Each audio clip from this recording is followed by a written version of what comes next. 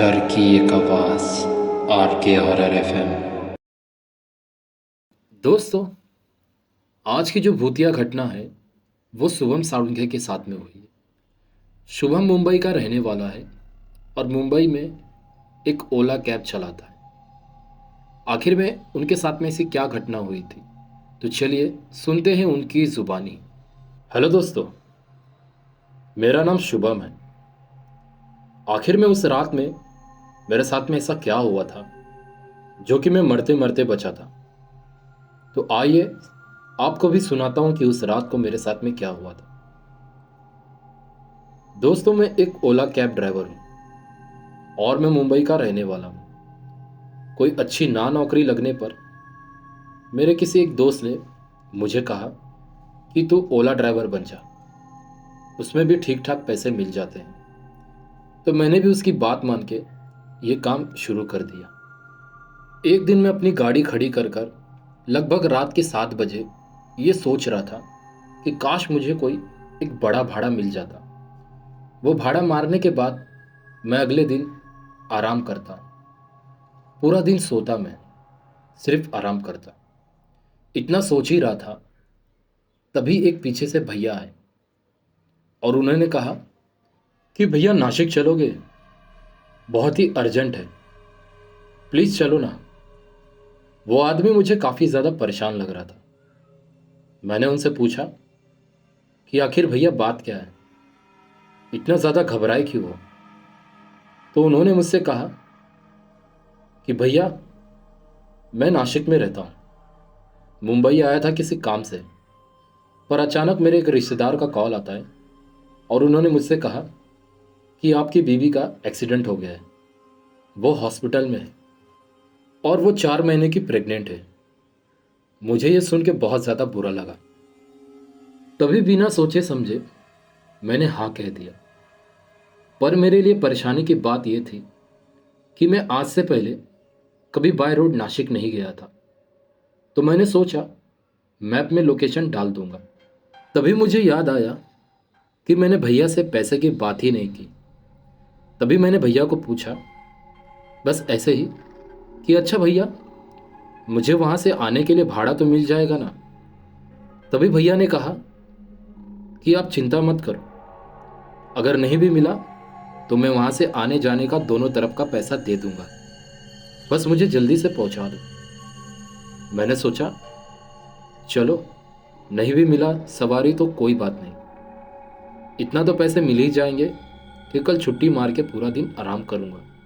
यही सब सोचते सोचते लगभग मुझे 2 घंटे हो चुके थे गाड़ी चलाकर, और मुझे अब बहुत ज़्यादा बोरिंग फील हो रहा था। ना ये भैया कुछ बात कर रहे थे और ना मैं कोई गाड़ी में सॉन्ग लगाकर सुन सकता था, क्योंकि माहौल ही कुछ ऐसा था। मुझे अब भूख भी बहुत जोर से लग रही थी, पर मैंने सोचा बस थोड़ी देर में पहुंच के इनको छोड़कर किसी ढाबे पर खाना खा लूंगा। लगभग मुझे नासिक पहुंचने में 11 बज गया था और मैंने इन भैया को नासिक रेलवे स्टेशन के पास में छोड़ दिया। तभी भैया ने उतर के मुझे कहा, बहुत बहुत शुक्रिया भाई, आपने मुझे जल्दी से पहुंचा दिया। और तभी उन भैया ने मुझे 10,000 रुपये निकाल के दे दिए और कहा संभाल कर जाना और रास्ते में खाना खा लेना, मेरी वजह से आपको भूखा रहना पड़ा। पर सच कहूं तो उन भैया ने थोड़ा ज़्यादा पैसे दे दिया मुझे। अब मैंने सोचा जल्दी से खाना खा के अपने घर के लिए निकलता हूं और कल पूरा दिन आराम करूंगा। यहाँ से निकलकर मैंने सबसे पहले ढाबे पर खाना खाया।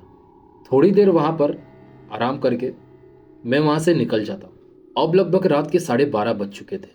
अब मूड थोड़ा अच्छा करने के लिए मैंने सॉन्ग प्ले किया, जिससे कि मुझे थोड़ी सुकून मिले। असल में मुझे गाना सुनना बहुत ज़्यादा पसंद है। अब गाना सुनते सुनते मैं बाय रोड मुंबई की तरफ निकल जाता हूँ। लगभग रात के 2 बज रहे थे। तभी अचानक मुझे ऐसे लगा कि शायद मैं किसी गलत रास्ते पर आ गया हूँ, क्योंकि दूर दूर तक मुझे एक गाड़ी नहीं दिख रही थी और ना ही कोई दुकान और ना किसी का घर। एकदम सुनसान रोड था। तभी मैंने अपने फ़ोन देखा कि फ़ोन के अंदर नेटवर्क बिल्कुल नहीं था और मैप भी काम नहीं कर रहा था। न जाने ये कौन से रोड पर आ गया था मैं। दूर दूर तक ना कोई इंसान था और ना कोई जानवर। मैंने सोचा कि आगे चलते जाता हूँ, अगर कोई दिखा तो रास्ते में रास्ता पूछ लूँगा। थोड़ी देर बाद मुझे दूर खड़ी एक लड़की दिखाई देती है, लगभग 30 से 35 साल की, जो अपना हाथ दिखाकर लिफ्ट मांगने की कोशिश कर रही थी। मैंने सोचा चलो इसकी हेल्प भी कर दूंगा और मैं रास्ता भी पूछ लूंगा। तभी मैंने अपनी गाड़ी को रोका और उससे पूछा, दीदी क्या आपको मदद चाहिए? उन्होंने कहा मुझसे, मुझे घर जाना है, मेरा बच्चा घर पर इंतजार कर रहा है। बस उस दीदी ने इतना कहा और उसके बाद वो गाड़ी में बैठ गई और मैं गाड़ी लेकर निकल जाता। तभी मैंने दीदी को पूछा कि आप इतने रात को इतने सुनसान रोड पर कर क्या रही थी? तो उन दीदी ने कोई जवाब नहीं दिया। लगभग 2 से 3 बार मैंने पूछा पर उसका कोई जवाब नहीं आया। बस वो एकदम शांत होकर बैठी थी। फिर मैंने सोचा कि ये दीदी ना कुछ बोल रही है, ना ही कोई जवाब दे रही है और ना बता रही है कि इनको जाना कहाँ है। बहुत ही अजीब लग रहा था मुझे। तभी थोड़ी देर बाद एक और लड़की मुझे रोड पर दिखाई दी। मैंने सोचा एक और लड़की, वो लड़की भी हाथ दिखाकर लिफ्ट मांग रही थी। जैसे ही मैंने उस लड़की के पास अपनी गाड़ी रोकी तो मेरे होश ही उड़ गए। मेरे हाथ पैर कांपने लगे थे क्योंकि ये वही लड़की थी जिसे मैंने अभी थोड़ी देर पहले लिफ्ट दी थी। तो इसके पहले जो मिली थी वो कौन थी? और जब मैंने पीछे मुड़ के देखा तो कोई भी नहीं था।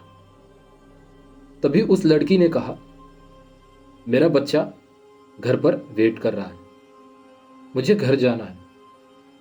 इतना कहकर वो गाड़ी में आके बैठ गई। अब ये नज़ारा देखकर मैं गाड़ी चलाऊं भी तो कैसे चलाऊं? मेरे हाथ पैर कांप रहे थे, मानो मेरी आवाज़ तक नहीं निकल रही थी। अब मुझे समझ नहीं आ रहा था कि मैं करूं तो करूं क्या। जब थोड़ी देर आगे जाता हूं, वही लड़की वापस बाहर खड़े होकर लिफ्ट मांग रही थी। लगभग ऐसा मेरे साथ 2 से 3 बार होता है। अब मुझे समझ आ गया था कि मैं किसी छलावा में फंस चुका हूं, क्योंकि ना ये रास्ता खत्म हो रहा था और ना ही ये लड़की का सिलसिला खत्म हो रहा था। बार बार ये लड़की आखिर कैसे लिफ्ट मांग रही है? अब मैंने सोच लिया था कि इस बार मैं गाड़ी नहीं रुकाऊंगा। और इस बार जब मैंने गाड़ी नहीं रोकी तभी अचानक ऐसे लगा कि मेरा किसी ने पीछे से गला पकड़ लिया। मेरी गाड़ी का एक्सीडेंट हो जाता और जब मेरी आंख खुली तो सुबह हो चुकी थी और मेरे बगल में एक दादा दादी जी बैठे थे और मेरे सर पे काफी चोट लगी थी। तभी मैंने उन दादाजी को पूछा कि दादाजी मैं यहाँ कैसे आया? और तभी दादाजी ने बताया, हमारे झोपड़ी से थोड़ी ही दूर एक तालाब है। सुबह में मैं जब वहाँ गया तो तुम वहीं बेहोश पड़े थे और तुम्हारी गाड़ी भी वहीं पड़ी थी। पर मुझे समझ नहीं आ रहा था कि मैं वहाँ पहुँचा कैसे। तभी मैंने दादाजी को पूछा कि यहाँ से मुंबई कितनी दूर है? दादाजी ने बताया, लगभग यहाँ से 2 किलोमीटर के बाद वहाँ से एक हाईवे दिखेगा, वो हाईवे पकड़ के आप निकल जाना। तभी मैंने दादाजी को बताया कि कल रात मेरे साथ में क्या हुआ। तभी दादाजी ने कहा, तुम पहले लड़के नहीं हो, अक्सर इस बीच में कोई ना कोई तालाब के पास मुझे मिल ही जाता है। पर खैर, तुम अब अपने घर निकल जाओ जितना जल्दी हो सके। अब जब मैं अपनी गाड़ी लेकर वापस मुंबई की तरफ निकलता हूँ तब मेरे मन में ऐसा आया कि उन दादाजी ने मेरी इतनी मदद की, बदले में मैंने उन्हें कुछ पैसे दे देने चाहिए थे। यही सोच के मैं वापस दादाजी के झोपड़ी की तरफ गाड़ी मुड़ा लेता हूँ। पर असली झटका तो मुझे तब लगा जब मैं उस जगह पर वापस गया तो ना वहां पर दादाजी थे और ना दादी और ना वो झोपड़ी थी जो अभी कुछ देर पहले वहां पर मौजूद थी। तो दोस्तों, ये थी मेरी भूतिया घटना। कैसी लगी स्टोरी कमेंट में ज़रूर बताना, और ऐसी और हॉरर स्टोरी सुनने के लिए हमारे चैनल को सब्सक्राइब कर लीजिए।